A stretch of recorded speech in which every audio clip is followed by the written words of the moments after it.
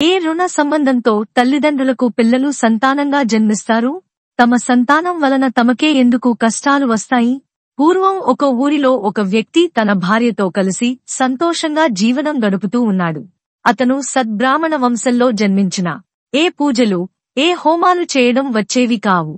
తనకు నచ్చిన ఏదో ఒక పనిని చేసుకుంటూ దానివల్ల వచ్చిన సంపాదనతో జీవితాన్ని గడిపేస్తూ ఉన్నాడు. ఇలా కాలం గడుస్తూ ఉండగా అతని భార్య గర్భం దాల్చింది. ఇప్పుడు తనకు సంతానం కలగబోతుందని, కాబట్టి ఇంకా ధనం ఎక్కువగా సంపాదించాలి అని అనుకుని పని కోసం పక్క ఊరికి వెళతాడు. అలా తన పనిని ముగించుకుని తిరిగి వస్తూ ఉండగా ఊరు బయట ఒక అందమైన ఆశ్రమం కనబడింది. వెంటనే అక్కడికి చేరుకుని అక్కడ విద్యాభ్యాసం చేస్తున్న శిష్యులను చూసి తను కూడా ఏదైనా నేర్చుకోవాలని అనుకున్నాడు. వెంటనే గురువుగారి దగ్గరకు వెళ్లి తనకు కూడా మంత్రోపదేశం చేసి జ్ఞానాన్ని ప్రసాదించమని కోరుకున్నాడు. ఆ గురువు కూడా మామూలు వ్యక్తి కాదు, గొప్ప తపశ్శక్తి సంపన్నుడు, త్రికాలవేది. అప్పుడు ఆ గురువు, నాయనా, నీకు నేను మంత్రోపదేశం చేస్తాను, కాని నువ్వు నేను చెప్పినట్టుగానే చేయాలి, మాట తప్పకూడదు అని అంటాడు. అప్పుడు ఆ వ్యక్తి, చెప్పండి గురువుగారు, మీ మాట తప్పను, మీరు చెప్పినట్టుగానే వింటాను అని అంటాడు. నాయనా, నీకు కొన్ని రోజులలో ఒక పుత్రుడు జన్మించబోతున్నాడు.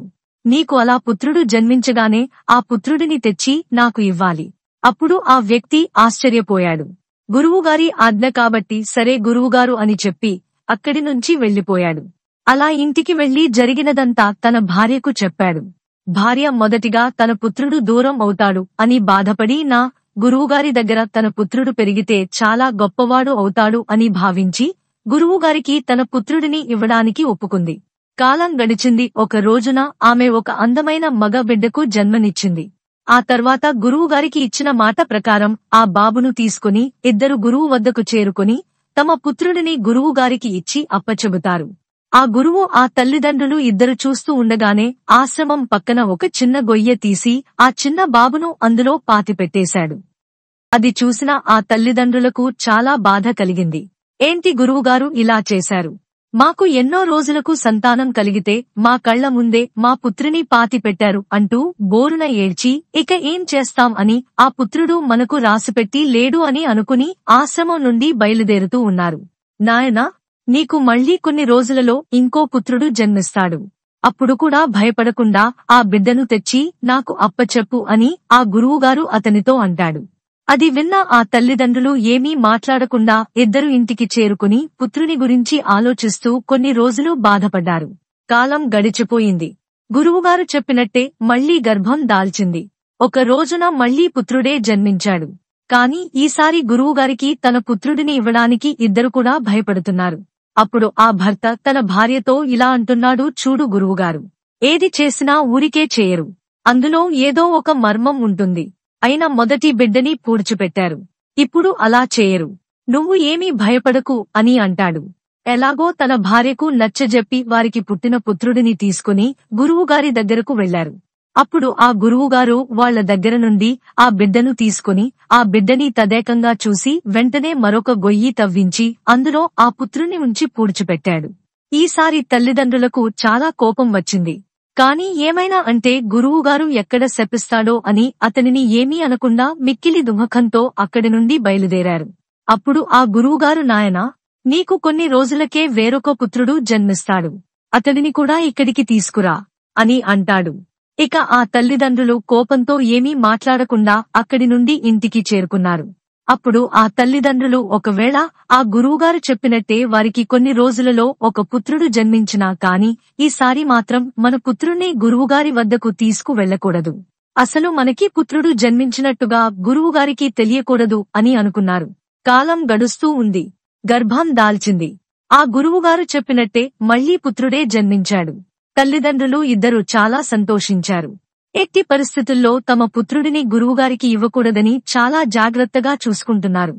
కాని ఆ మరుసటి రోజు ఉదయాన్నే గురువు తమ ఇంటి ముందుకు వచ్చి, నాయనా, ఇచ్చిన మాటను మరిచిపోయావా? బిడ్డ పుట్టిన వెంటనే నా వద్దకు ఎందుకు తీసుకురాలేదు అంటూ అతన్ని అడుగుతాడు. అప్పుడు ఆ వ్యక్తి గురువుగారి పాదాలకు నమస్కరించి, గురువుగారు, నన్ను క్షమించండి. మేమిద్దరము పుత్రులను పోగొట్టుకుని చాలా దుఃఖిస్తున్నాము. ఇక ఈ పుత్రుడిని కూడా మా నుండి దూరం చేస్తారు అనే భయంతోనే మీకు చెప్పలేదు అని తల్లిదండ్రులు ఆ గురువుతో అంటారు. నాయనా, నేను ఏమి చేసినా మీకు మంచి జరగాలని చేస్తాను. మీరు నన్ను తప్పుగా అర్థం చేసుకున్నారు. ఇప్పుడు ఆ బాబును తీసుకుని నా వెంట రండి. నేను ఎందుకు అలా చేశానో మీకే తెలుస్తుంది అని ఆ గురువుగారు అంటారు. అప్పుడు ఆ తల్లి తండ్రులు భయపడుతూనే గురువుగారి వెంటే తమ పుత్రుడిని తీసుకుని బయలుదేరారు. గురువుగారు నేరుగా ఇంతకు ముందు తమ పుత్రులను పాతిపెట్టిన ప్రదేశానికి తీసుకువెళ్తారు. వారికి మళ్లీ భయం మొదలైంది. మళ్లీ గురువుగారు ఈ పుత్రుడిని కూడా గొయ్యిలో పాతి పెడతాడు అని భయపడుతున్నారు. అప్పుడు ఆ గురువుగారు నాయనా, భయపడకు అని చెప్పి ఆ పుత్రుడిని తీసుకుని ఇంతకుముందు పాతిపెట్టిన ఇద్దరి పుత్రుల మధ్యలో ఒక తెల్లని బట్ట పరిచి అందులో ఆ పుత్రుడిని పడుకోబెట్టి ఆ తల్లిదండ్రులతో నాయనా, కొద్దిసేపు నిశ్శబ్దంగా వినండి. మీకు కొన్ని శబ్దాలు వినబడతాయి అని ఆ గురువుగారు చెప్పారు.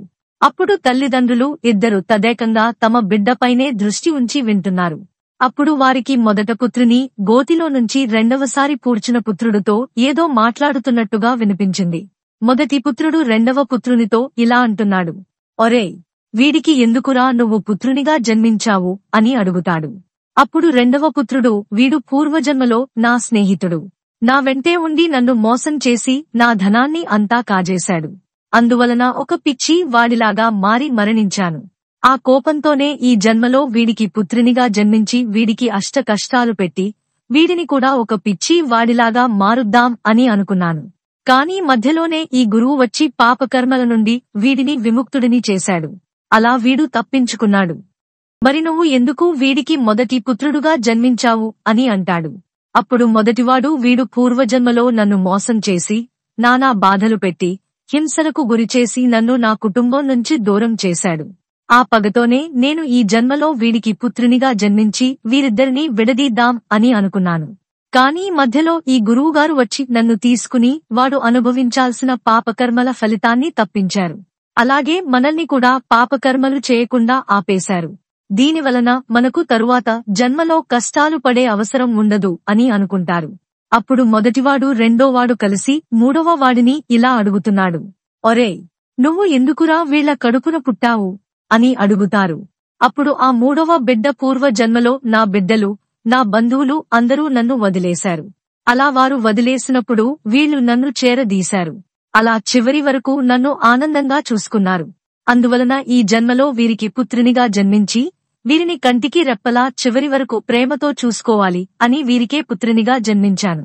మీరు వాళ్ళని పీడించడానికి పుత్రుడుగా పుట్టారు. కాబట్టి గురువుగారు మిమ్మల్ని గొయ్యి తీసి పాతిపెట్టారు. కాని నేను వారిని సుఖపెడదాము అని అనుకున్నాను. కాబట్టి నన్ను చంపకుండా గురువుగారు వదిలేశారు అని ఆ మూడవ బిడ్డ ఆ ఇద్దరికీ సమాధానం చెప్పాడు. ఇదంతా వింటున్న తల్లిదండ్రులు ఎంతో బాధపడి గురువుగారి పాదాలపై పడి క్షమించమని వేడుకున్నారు. ఆ తర్వాత గురువుగారు, నాయనా, మన పూర్వజన్మలో చేసిన పాప కర్మలు వలన మనము ఎవరికైనా రుణపడి ఉంటే వారే మనకు బిడ్డలుగా పుట్టి ఆ పాప పుణ్యాలను అనుభవించేలా చేస్తారు. అందువలన కొందరు తమ సంతానం వలన అష్ట కష్టాలను అనుభవిస్తారు.